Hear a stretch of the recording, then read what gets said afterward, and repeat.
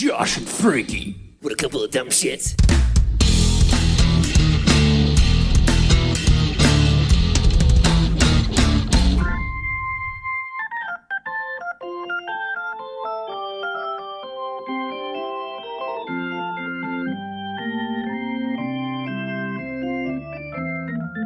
Hello, Primates! You found Primus Tracks. Congratulations. There are so many places to find Primus Tracks. It's almost exhausting. We are at Primus Tracks on Instagram and Threads.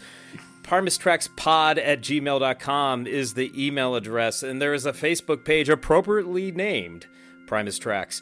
I am Josh, one of the co-hosts of Primus Tracks, and the man who wants you to follow but not like, or like and not follow the Facebook page is Frankie. Hi, Josh. Did I get that right? Almost. Oh, we'll try it again another time.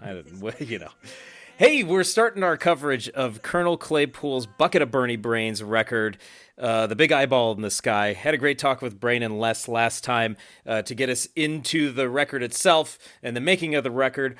They couldn't be here this week. Bummer. But we have somebody else, Frankie, who can shed some light, actually probably more light than Les and Brain, given their limited memories, more light on some of the tracks. And today we're going to talk about the lead track. It's called, of all things, Buckethead. And here to talk about that track with us today is our good friend. You can find him at KOGC across all the socials. Kello Gonzalez, welcome back to Primus Tracks. Hello. How are you? Doing great, man. And it's only been a few weeks. Only been a few weeks since you were last with us, so it's becoming a regular thing. I don't want to monopolize your time, which is what I say, but in my heart, I wish you could be with us every week. I'll be here every week. Okay, thanks. Well, we were talking before we started. You have quite a busy schedule coming up. I saw a Rush tribute. I saw that being bandied about that you're going to be a part of, and I think there's a Metallica thing happening too. So what is going on in the world of KO these days? Well, next week is basically Metallica takeover in Mexico City. So I'll be playing in one of the Metallica Club chapter parties. Awesome. And Metallica said the same day I'm invited to play with the Monterrey Rush tribute band. So I finished my set and run out of the venue into the van to go and play the last song and encore with them. Wow. That should be fun. Should be.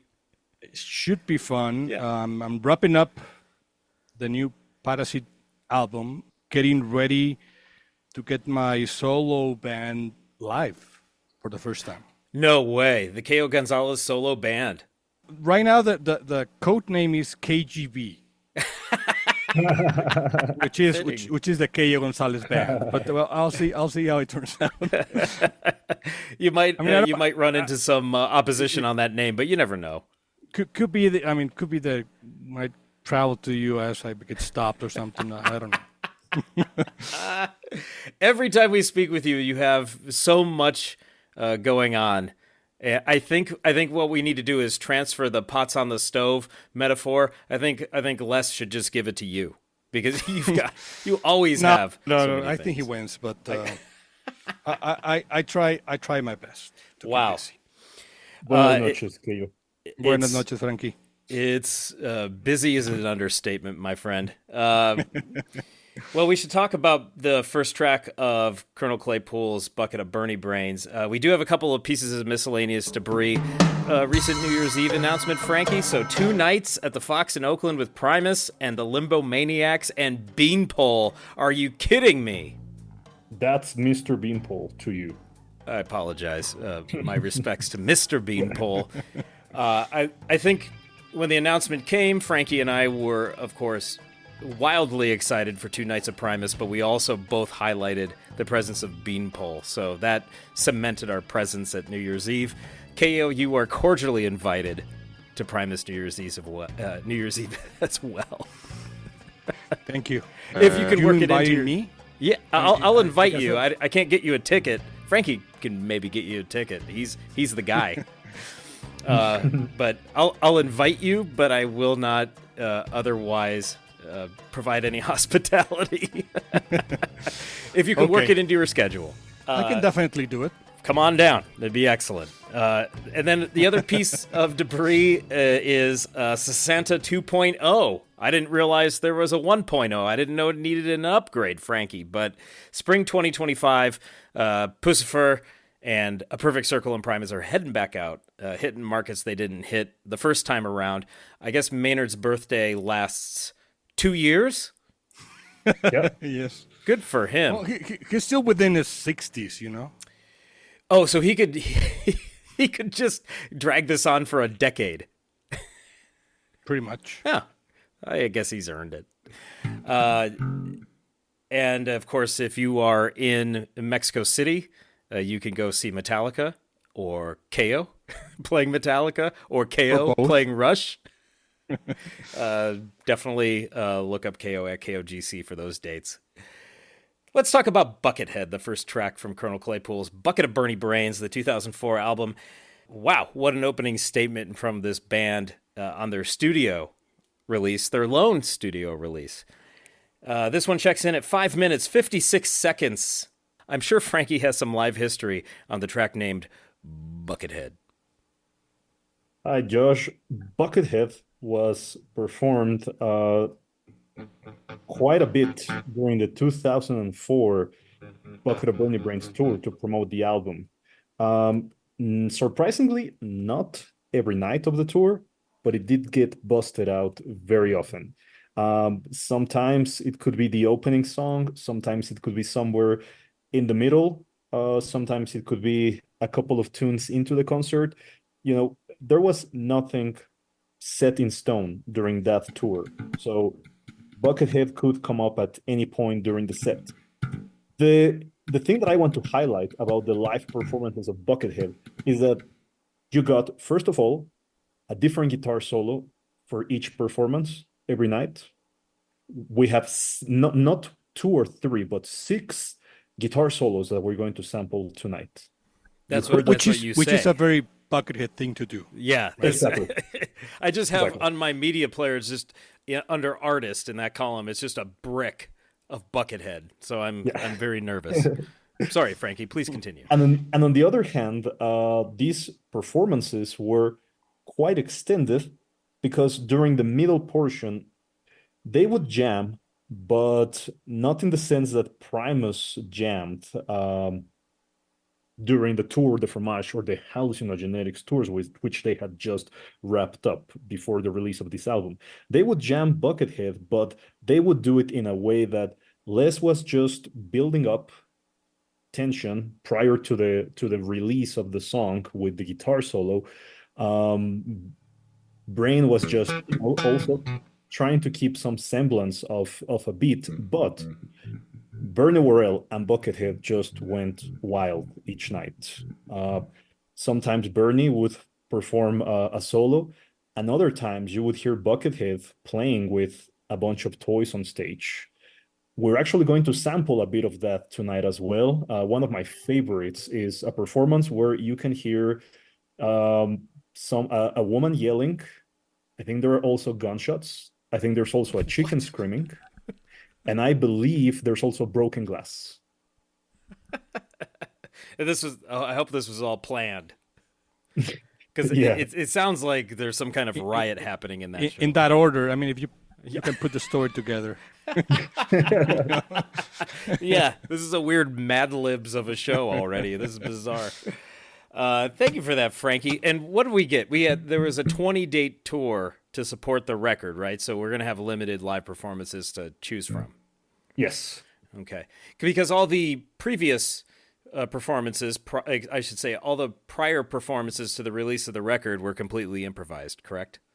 Absolutely. Okay. Shows did not have a set list until the album was released in 2004. Very good. All right. Well, Buckethead, the name of the song that is, has quite an interesting musical structure. It begins with an elongated piece by Bernie Worrell on the keys, which is akin to how the live shows began when they started this project, of course. And as Brain and Les eventually figured out. Brain suggested that Bernie just go on stage for about 5 minutes and wow everybody on the keys before everybody else trickled onto stage and they started playing together. And I love that they continued that for this record. I think Bernie gets about the first minute of this tune to himself, and then the rest of the band starts to come in on this tune. It's really great continuity for that. I applaud them for that. Ko, you got that beautiful bass in your lap. Tell us about the musical foundations of Buckethead. Before I get into that, Yeah. one thing I remember, and I browsed through it and couldn't find the article, but I remember reading when this album came out. I remember reading an interview by Les, and he was saying, and that was something that to me was inspirational, and I've replicated that in some other things I've done. I remember Les mentioned he used almost different basses on each song, Yeah. right? And I say almost because you can hear he uses the rainbow in more than one, right? But I remember that he was saying that he would take a bass to get inspired and play in a different way for that song, right? He'd use the Rickenbacker, he'd use the different Carl Thompsons, the P bass, the jazz bass. I mean, the different basses he has, and basically go over that through the different songs, and that would force him, to be creatively different. Yeah. Right. Basically, I couldn't find the article. That's I okay. don't even remember why I read it. Yeah. But that's something that, at least for me, it was very inspirational because I've done that in different albums to try and get out of the same route when you use the same instrument, right? So you Yes, have he confirmed this for us, Ko, in the Bucket of Bernie Brains episode we just recorded. He said some of those basses were lying around, and apparently he got the Kramer bass from a pawn shop, right, Josh? Oh yeah, that's right. That was a thrifty pickup, as I recall. Yes. The eight string bass, right? The Kramer, I believe, is this bass that has an open head. It's like it's a split in two. Yeah, and that one's double strings, right? So that's eight strings, but double. Or is it a 4-string with doubled? Okay. Really? Strings? Yes. It's too hard to tell in the pictures, but the thing that stands out about it is the aluminum neck. Aluminum neck. Yes, that's right. That's right. And he never used that bass again for anything. Yeah.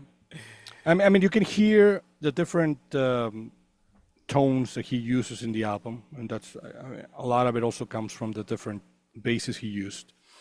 And one thing, I think it's a shame that we only have one album for this band, because one thing you can tell, and I think that's why this album in particular has so many great songs, is even though all of them never really played as a band together. I mean, you have Brain and Les that have, and then you have Buckethead and Brain that have. So I think the band gelled instantly, and then you have Bernie doing his thing. I mean, So you have a really tight core with the awesomeness of Bernie, right? So the songs, I mean, we're talking about Oysterhead. If I compare Oysterhead to this is a band, right? This is a band that instantly sounds like a band. And what would you compare Oysterhead to? Like 3 guys that are making music together? 3 friends that decided to do something together, but okay. I mean, they share the main spot, you know. I mean, they said, now it's your turn, you know. But here I hear basically I'm listening to a band. You know, I mean, they play together. They know how each of them react, and they know how to complement what they're doing. You know. Yeah, that makes sense. And you hear songs. You know, I mean, some of them are more strange than others, but I mean, even the jams sound like things that they're. I mean, they sound fully formed and fully cooked. I agree with you completely. Yeah. Yeah, and again, I guess it comes from Les. I mean, I guess Brain is the the brain, right? Because I mean, he's the one that has played a lot with all of them, and he puts them together. And when you go specifically to this song, the Buckethead, you can listen and see that the Les is taking a role that is actually a bass player's role, which is not so common for him to take. Yeah. You know, because he's holding it together for everyone. And I agree, Buckethead, I agree with Kello you know? completely. That is something that stands out about this track in particular for me. That less, be it studio or otherwise Live as well. yeah, he's not doing anything flashy at all. And Sometimes you can barely even tell he's there.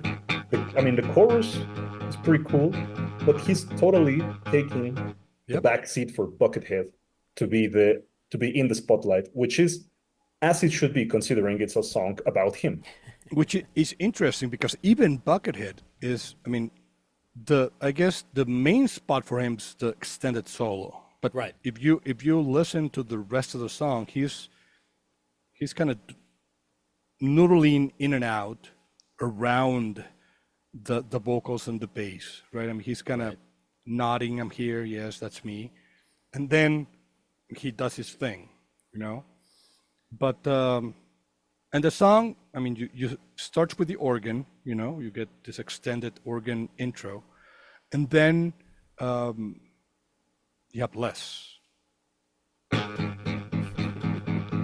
This is basically this is the foundation of his vocals.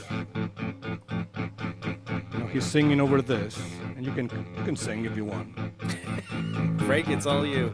Yeah, and then he goes to.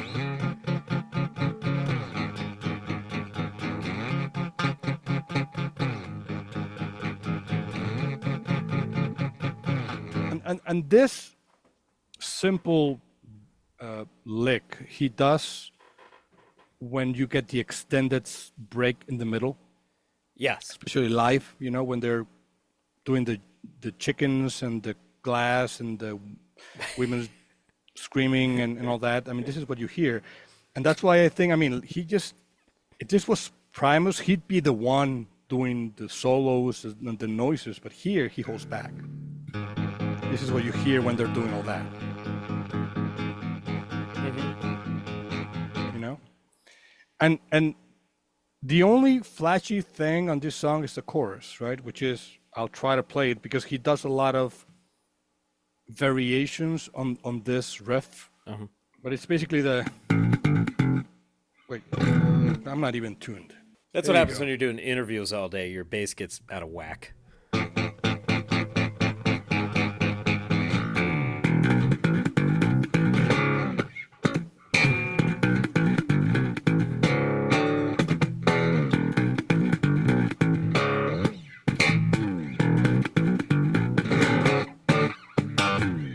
Something like that. Sounds like it's in the neighborhood to me. Something I would like to highlight about the beginning of the studio recording. Is it just me, or it sounds like a bagpipe? The keyboard tone that Bernie has. He certainly has kind of, but I think it's more of an organic organ sound, right? More than bagpipes. Like a really analog synth. I mean, if you look at the live, I mean, he has a big rack, and a big organ. I mean, you can tell it's not digital keys, you know. So he has someone carrying that around. Yeah. Oh yeah, Bernie's all tubes, and so his roadies have it rough. So the song is basically this. These are the verses.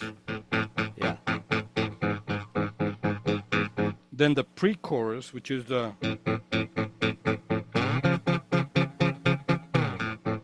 right, yeah, and then you have the chorus.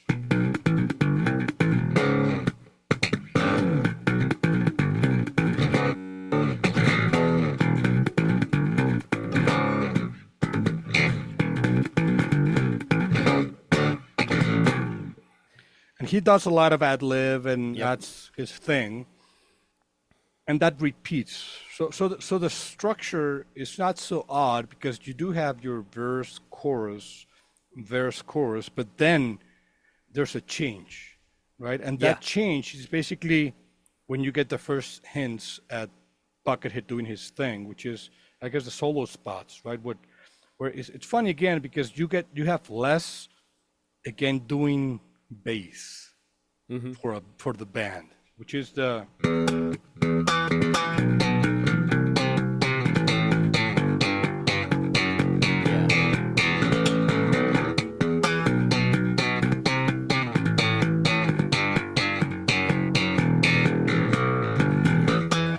And that's the foundation for the solos, for the extended solo in the end as well. He's playing this. Yeah. And he only does a variation in the end of both sections on the solos. So he's doing the slap. So that's the normal, most a little bit tuned. And he does a variation on this, and he goes up. It's very subtle because, I mean, again, when you have Buckethead soloing over you, I don't think it matters what you're playing. Yeah, most of the attention is on Bucket's fingers, right? Correct. And he does this. No.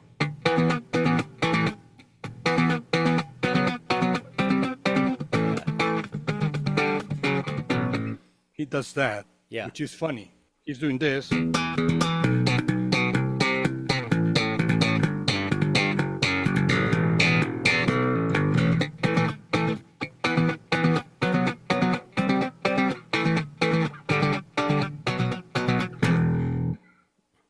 It just build doesn't that just build intensity to take it up that register to that part of the neck? It does, because he makes the change normally in the end of the extended solos. Yeah. And that's basically the song structure, right? So you have your verses, you have the chorus, or verse, pre-chorus, and then chorus. Yep. And then you have the breaks with the solos, and then there's the middle bridge where he goes back to the verse. I guess you could call it an extended verse, where live he does basically the foundation for everyone to just go nuts, right? Yeah. Which is the Speaking of that, now that Kello brought that up, I think actually would be a great time to sample some of that live craziness. What craziness can I sample for you, Frankie? Let's check out Santa Cruz. That's Bernie at 3 minutes with 50 seconds. That would be the first one. Beautiful Santa Cruz, California.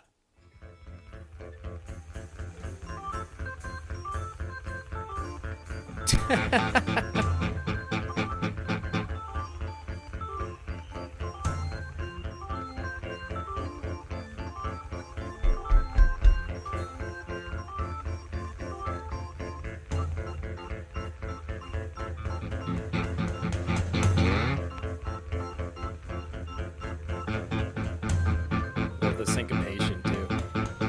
London Bridge.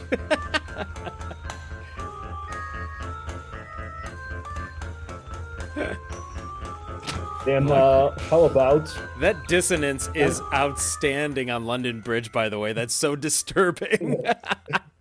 check out San Francisco Halloween show at the 6 minute mark. You will hear girls screaming.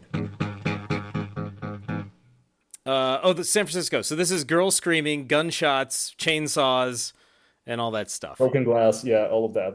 As we transition to that one, that first little lick Bernie played, I remember learning that on piano, where you just roll your knuckles over some of the black keys. My dad used to sing, "You don't drink beer, you don't drink beer, you don't drink beer on Sunday," and that's that tune. Now, Frankie, you're sure this is at a Bernie Brain show because you're saying there are women here? Yeah. Okay, I'm skeptical.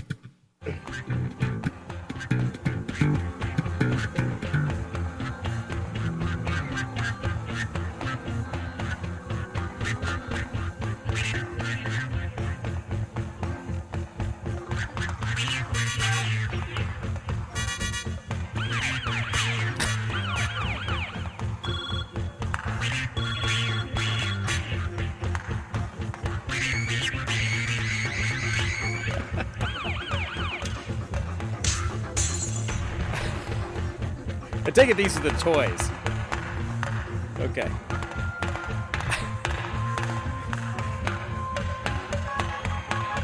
Oh, what Brain's doing is fun too.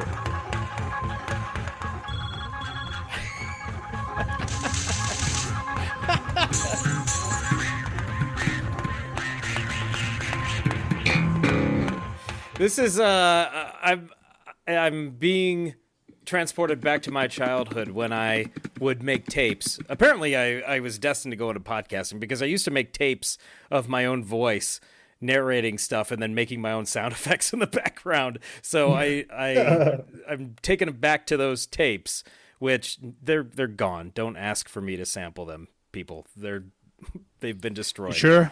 No, I'm not. I need to go to my dad's house and find out.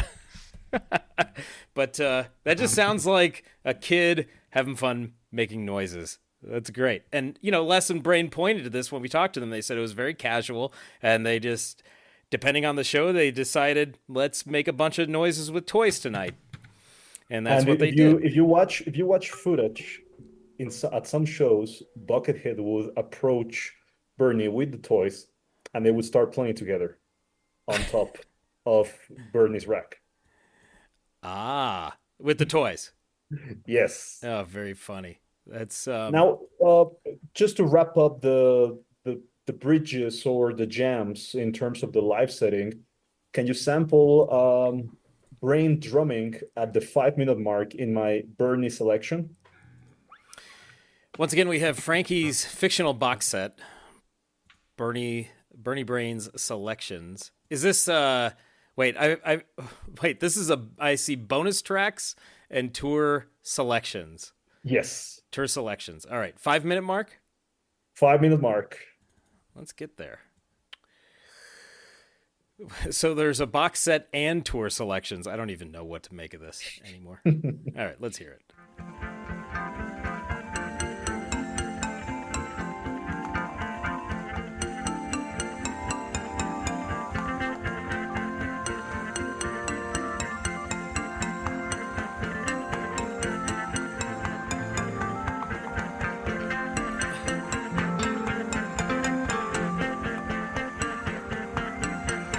I feel like I'm in church. Wow.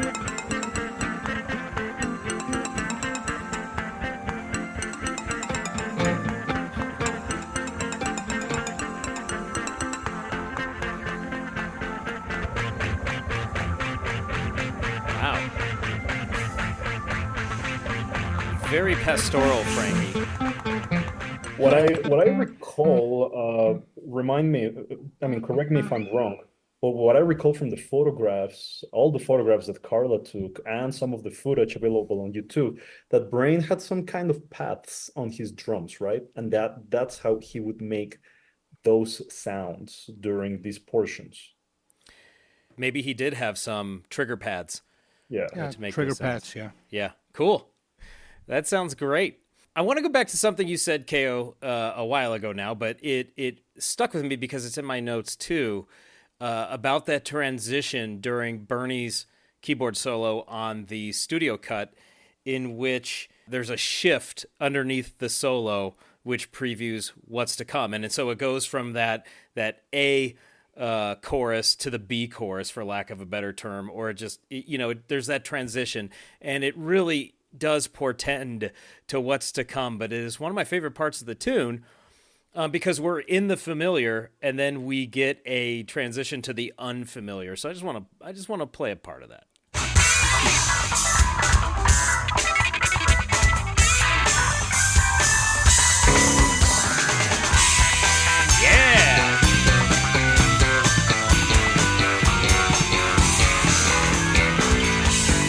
Yeah, so it really starts to take off there. And of course, Brain turns to the ride cymbal, and Frankie knows what happens when drummers turn to the ride cymbal. It's exciting stuff. So I love that transition because it ramps things up, and then, as you've stated, KO, they bring it back down, and Les has some fun with his vocals with it. Keep on watching, watching, watching, and so on. And then he does that kind of falsetto, like the glory line, and then off they go into that soaring guitar solo. It is pretty satisfying. This is one of the more satisfying tunes on the record, in my opinion, just for the way that they structure it and the payoff. I wonder, actually, for Claypool and Primus fans, now we know Bucket had been on the Antipop tour with them. He was on Internet Infiltration with Primus, so he'd been around. But I wonder how many people, listeners, had their first exposure to Buckethead via this record. And I can only imagine that once they got to the guitar solo, the only reaction could be, holy fuck! Because he just lets it rip, you know? It's a fantastic guitar solo and very indicative of what Buckethead is about and capable of doing as well. I'm curious about your take on Buckethead as a guitarist, KO, because you are the bass extraordinaire, of course, and so you've played with killer guitar players for years and years and years. But what do you hear in Buckethead's playing that speaks to you? Well, I'm a fan of Buckethead work. I mean, I don't remember. Must have been sometime in the 90s.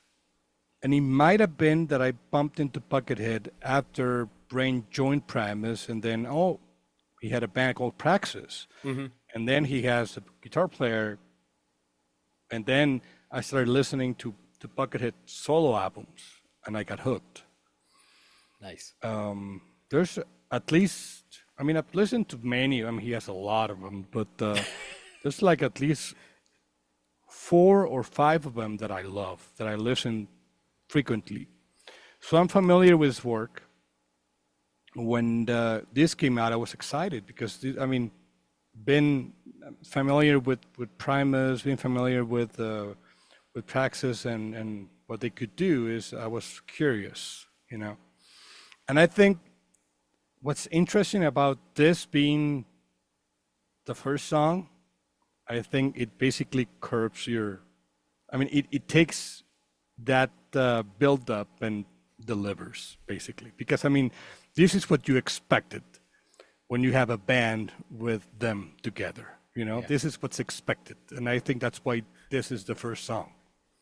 Give us the fireworks right off the bat. So we know that you have it in your pocket. The other songs have good solos and they have good structures and good riffs, but this has it all. You have Bernie. You started with Bernie. What else could you do? Holy right? Cow. Then you have Les doing what he does best, his riffage and his singing with the funny words. And then you have Buckethead doing, wrapping it up, with that awesome solo. Yeah. I think that's why this is the first song. I think you're right. I think it is intended to make that statement. And I love that the song about Buckethead is the first song. Yes. Is there going to be a song for every member of the band? No, just Bucket, and it's the first one. We're getting they're not worth it. They who else? Who else can you talk about other than the Buckethead that way? I've already written a song about him. I'll do another one. And that's the funny thing, that's already one. Yeah. This is the second one that he's told the story of Buckethead, and a lot of that lyrical content is biographically accurate, which is curious as well. All right, so here's the big debate, because Frankie's going to make us listen to 6 Buckethead solos at some point tonight. All of them are different. Dare we also play the studio cut solo, or should if you we want? let the live ones? It's a great solo. It's absolutely fantastic. But the amazing thing about this tour, and I just looked up my numbers, though, that's 17 live performances of Buckethead, of which only 16 are available as soundboards, because, as you might recall, Night 1 was not recorded. Just like it happened with Tour de Fromage. Night 1 was never made available for download. If you follow the tour, you had the chance to witness 17 different solos, and they are so different, and each one has it all. You will hear Buckethead just going wild on the fretboard, at incredible speed. You will also hear a lot of effects, and you will also hear some really, really cool melodies, which he did not play on the studio version, of course. All of this done on the spot, which I think is just a testament to one of the most incredible guitar players of our time. But you know, Frankie, I'm 99% sure that the album version is either a one take or something he improvised and he selected that one. Yeah. Oh, totally.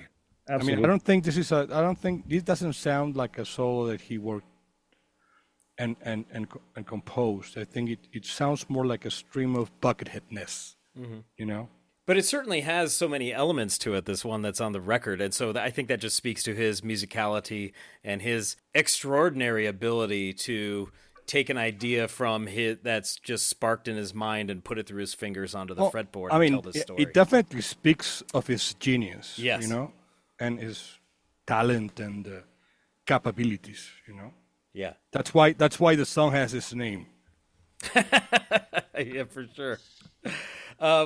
I do want to sample these guitar solos, but we should address the lyrics, of course, and the lyrical content. Interestingly, we have an AABB rhyme scheme throughout, but the first stanza, Frankie, is AABA for whatever reason. Why not? Remember, they recorded this in somewhere between 5 days and 2 weeks. Somewhere between 5 and 14 days, they had to lay this all down. So Les is just getting these lyrics down on paper, recording the vocals when nobody's around, as he does, and so I think he's taking some liberties, and there's a few I noticed. Couple of notes on the lyrics. As I said, there's a lot of biographical info about Buckethead. We know he loved Disneyland as a kid, and certainly does as an adult. It's a common topic musically in his song titles, and he's a lover of animals, and of course, Jackson.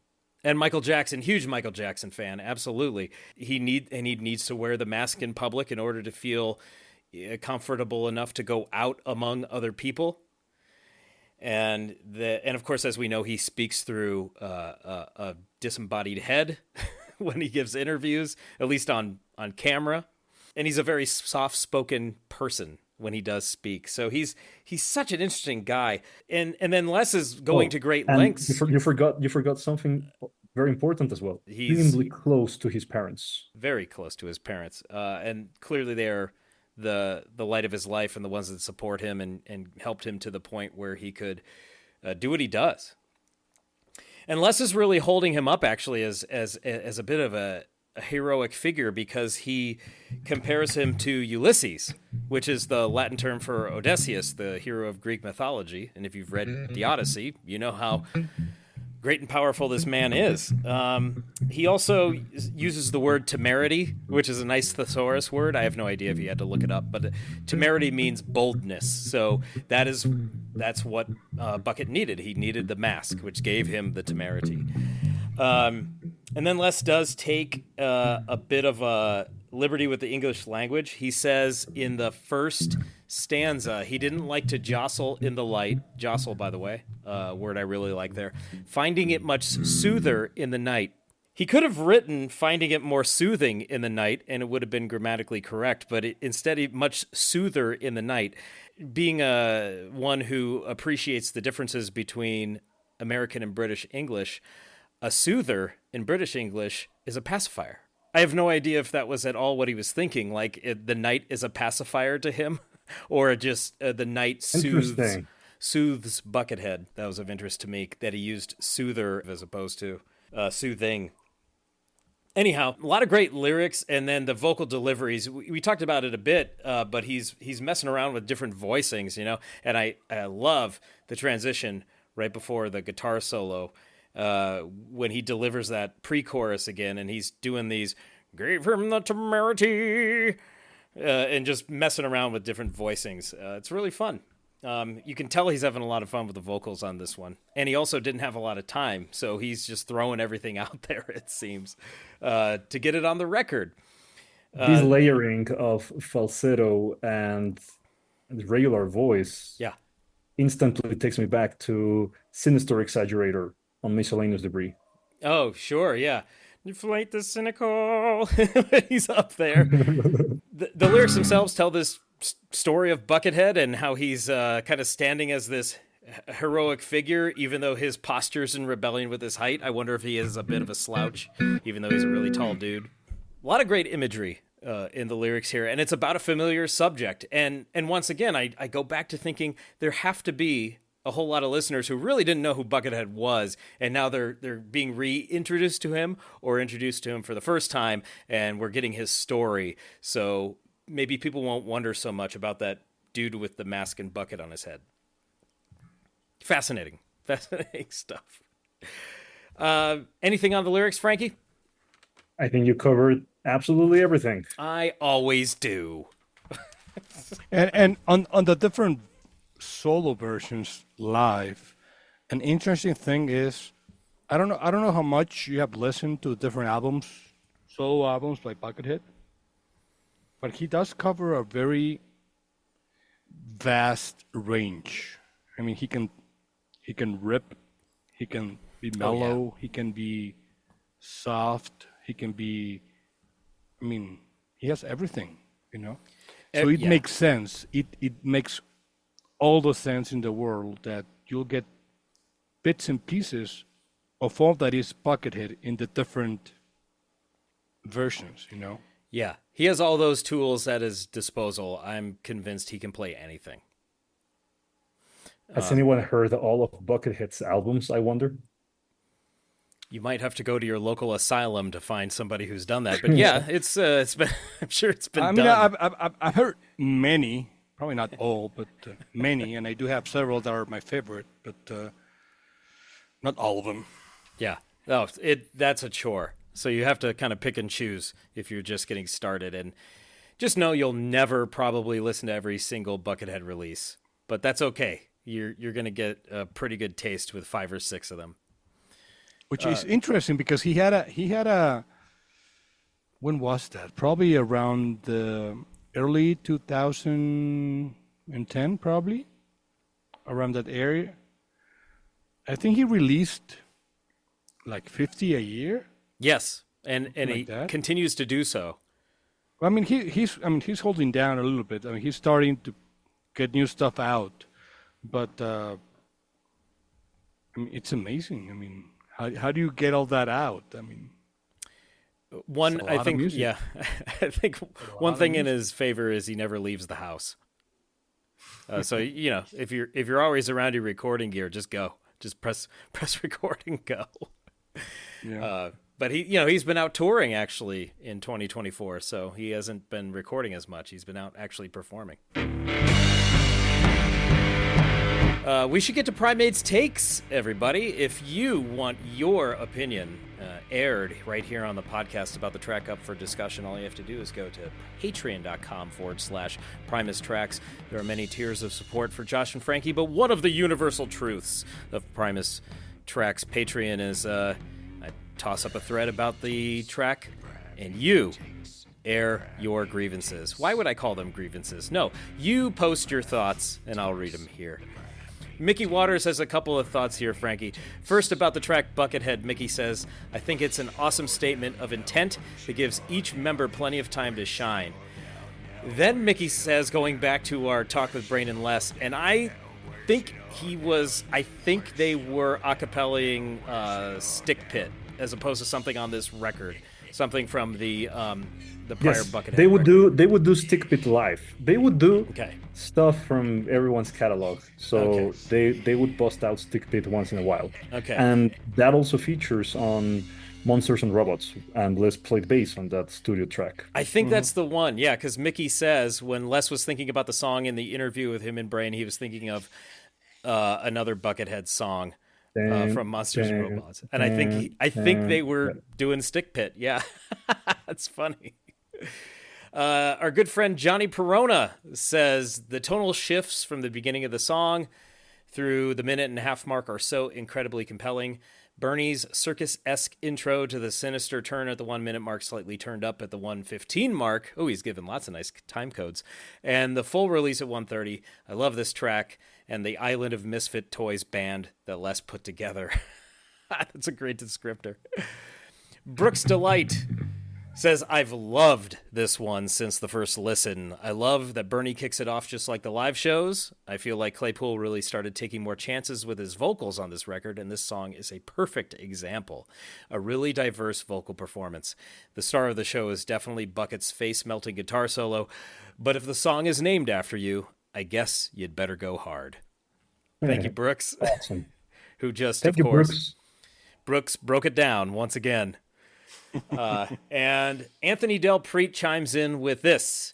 I love how Les's voice cracks when he says soother. Oh, yeah, it does. Soother. There's a little crack in there when he does it. I love the high-pitched vocals. I love Brain's fills that oscillate from bass drum to toms and cut off at those kick-ass flams on the snare, plus all the sweet little rolls. I love Bernie's opening.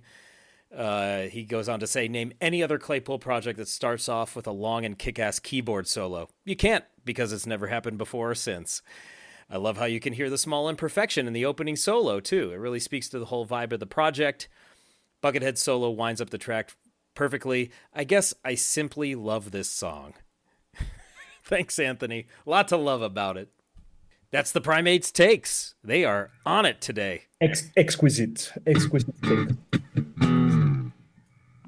That's the new closing for Primates takes. I'm going to clip that. Thanks, KO. You didn't know you were writing music today, too.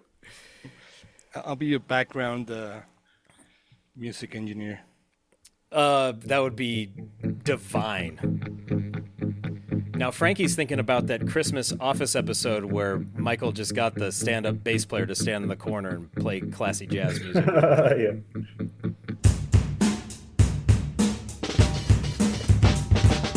Live cuts. A jam vehicle. Live cuts. The jam vehicle. Live cuts. A jam vehicle. Live cuts.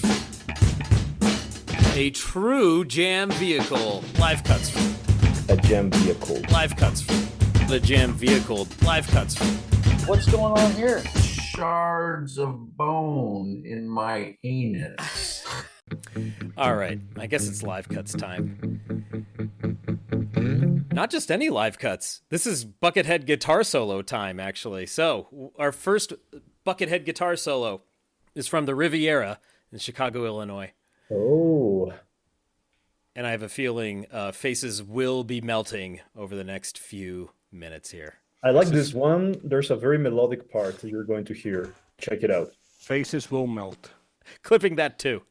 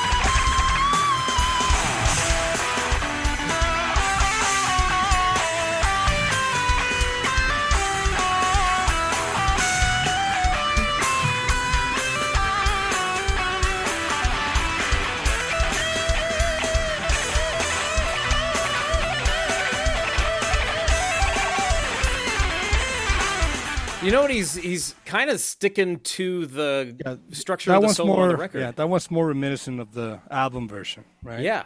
It's not exact, but it's close. He's That in one. the That melody though near the end. It's not on the record. Yeah. He does something different there. Man, that sounds good. And I was consciously trying to listen for Les's bass, and KO, to your point, it's almost buried, which is unheard of. He's being a bass player there.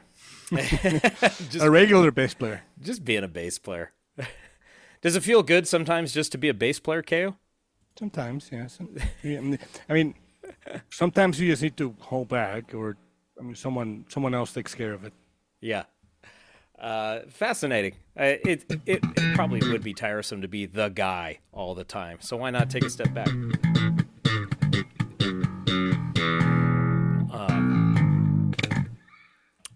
Let's go to Santa Cruz for that guitar solo. Oh boy.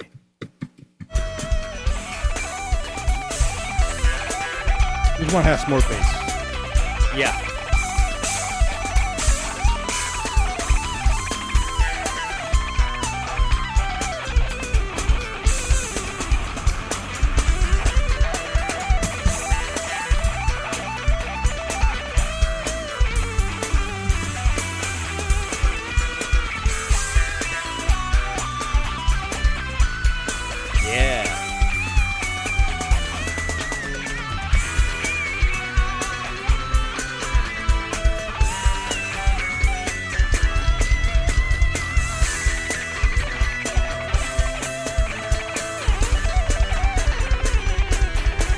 Ooh, brain.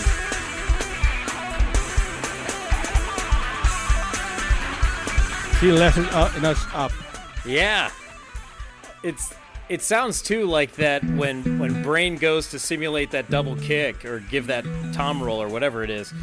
That's a signal, right? There's only so much left because he's up in the ante there. Interesting. Any faces melted yet? Frankie, you look a little sweaty. Is that what's going on? Absolutely. Next one is Frankie's bonus tracks from the Bernie Brains tour, apparently.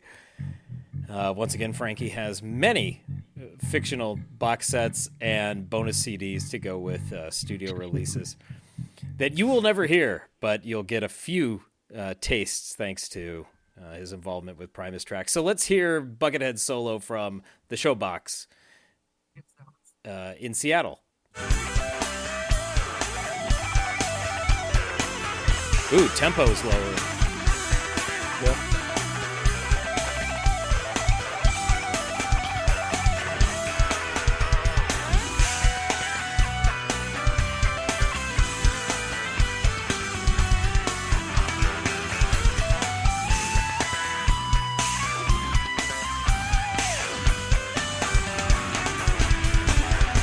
There that is. Yep.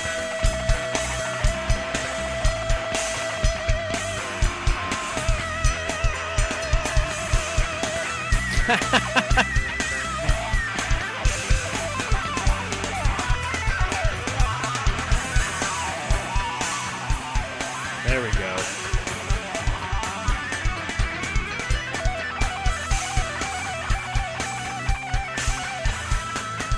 There's those Buckethead sounds we know. That slower tempo threw me off for a moment. Interesting one, Frankie. But I guess Buckethead's reacting to the tempo as well. I think that's why initially he's kind of hanging in there. Yeah, for sure. He's changing his approach because of that slower tempo, I imagine. That sounds great. All right, we're halfway home. We now have we're back to San Francisco on Halloween. Oh, the Halloween show is absolutely legendary. One of my favorites from the entire tour. And this one I highlighted the part that I think is really cool because Buckethead triggers some effect on his guitar. And it's the only solo where he did that during the tour. And I think it sounds really cool. If it's an envelope filter, I will scream. No, it's kind of a fragmented thing that sounds super cool. Oh, okay. Fragmentizer. Fractalizer. Let's see.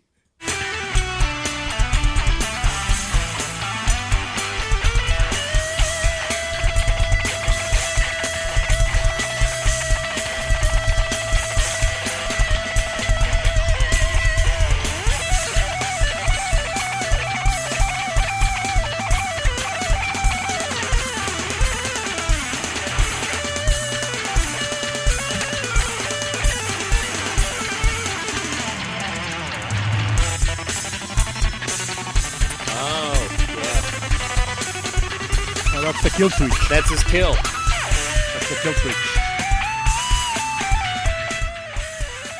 Yeah, Frankie, that's his kill. Thank you very much for explaining, Kello. To me, it The was joystick, the joystick fragmented button, cool thing. red button he has on this guitar. Yep, isn't it just a temporary one? So he just hits it and it kills the signal for a moment. and It's so the he's- kill switch. yeah. So when you press it, it kind of kills it. Oh, that makes sense. Like what Tom Morello does. You know, he Yep. also has one of those. Yeah, Bucket uses that extensively. But you're right, Frankie. That's the first one we've heard at any rate, as far as this cut that he uses it on. Interesting, because he certainly does use it a lot. Let's go to Frankie's 2004 Bernie Brains tour selections. Unknown date. However, we know it's not... Any date. Any date. Any day, any time. You could hear Buckethead playing something that sounds a little something like this.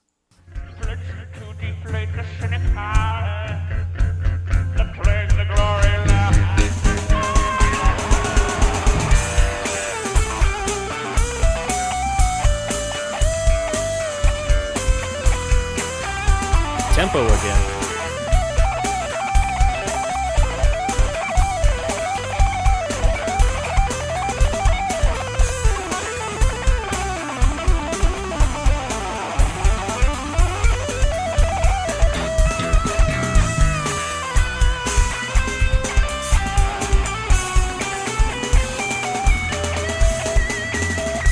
Ooh, yeah.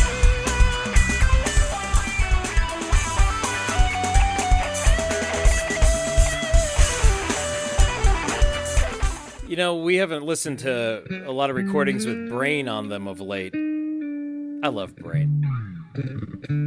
What a great drummer, man. Wow. Brain kills it there. And that build up between guitar and drums, it's indescribable. very cool. Those guys are obviously in lockstep, having played with each other for years. I mean, but that's what I mean. I mean, you don't get that by putting random people together. Yeah, right. It's that has to be fostered over time. All right, last stop is Albuquerque, and we're going to hear our final iteration of Buckethead's solo on the track appropriately titled Buckethead.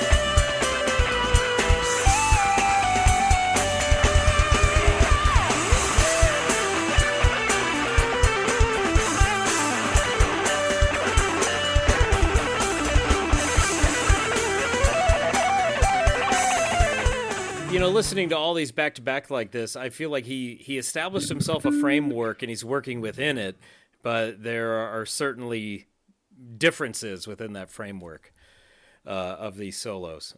They're fun to listen to, and I just marvel at how fast and accurate his fingers are.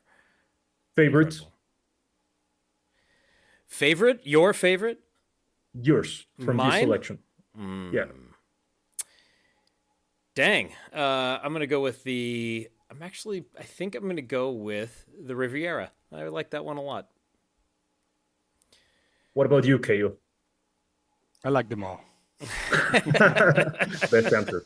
Now, Kello, you can't go on a Buckethead bender. You've got Russian Metallica songs to make sure you've got on lockdown. I'm sorry, it has to wait. I feel bad. Something happened today because on my randomizer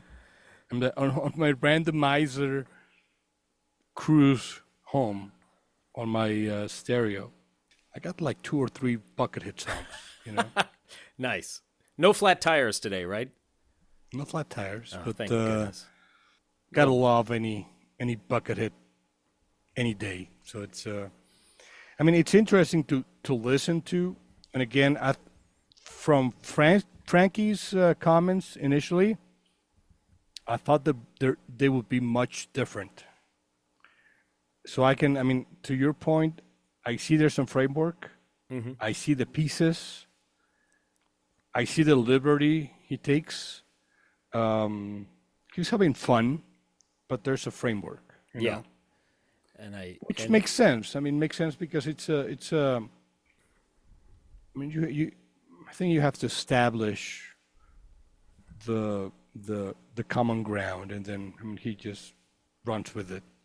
I like how it translates live. The studio cut certainly has stayed with me over the years for the Buckethead solo, but also Bernie's solo and a lot of the catchy vocals of Les's, like around you gave him the temerity to join the human race and that sort of thing.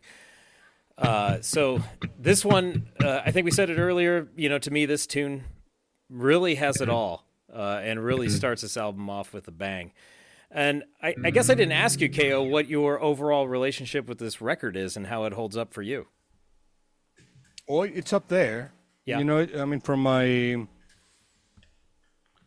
some of the Claypool projects come and go. You know, I mean, there's instances when I prefer one or the other, but this one's pretty solid since day one. You know. Yeah. It's a solid album. I mean, because some of the other, I mean, some songs may be better than others, and there's probably a couple gems that make that one worthwhile. But this one, to me, this one's, I mean, from start to finish, I mean, it has a lot of nice things you can listen to. Right on. And I mean, every time it comes on my regular rotation, I appreciate. And I've listened to this album from start to finish on several tours and road trips, and I enjoy it as a complete album. You know? Very good. And that's it. I mean, that's a time when there's nothing to do but listen. You know, so I appreciate everything. You know, the nuances, the sounds, the tones, the different basses, and everything they did there, and I mean, I think they were having fun. I mean, you listen to the album, and I mean, even with the crunch time they had to get it done, I think they were having fun. You know. Besides Primus, I mean, from the Claypool albums, I think this is top one, top two, yeah. Oh, it's up there, all right. Okay, Yeah. You weren't kidding when you said it was up there. No. Excellent. Well, I can say this. Keep the mask, Buckethead. You've been tracked. Next time, Frankie, we're going to meet up with old Slick. Have you met old Slick? No, this is a blind date. I'm looking forward to it. Musical embellishments, courtesy of Kello Gonzalez.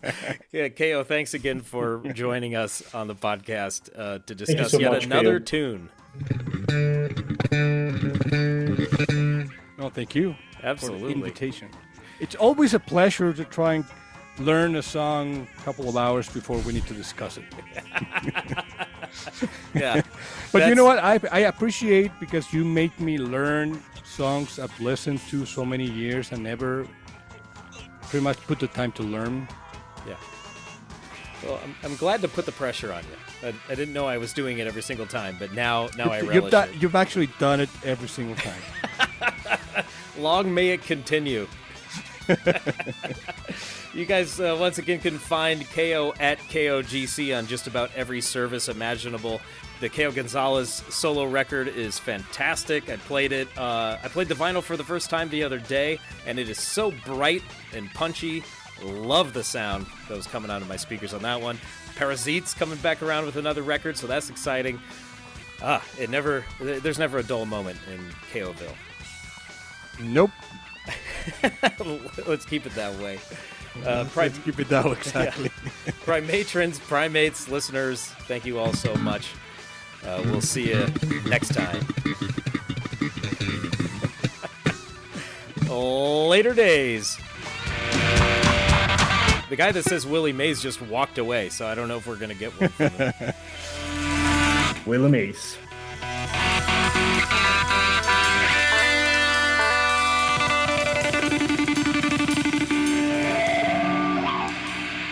Faces will melt.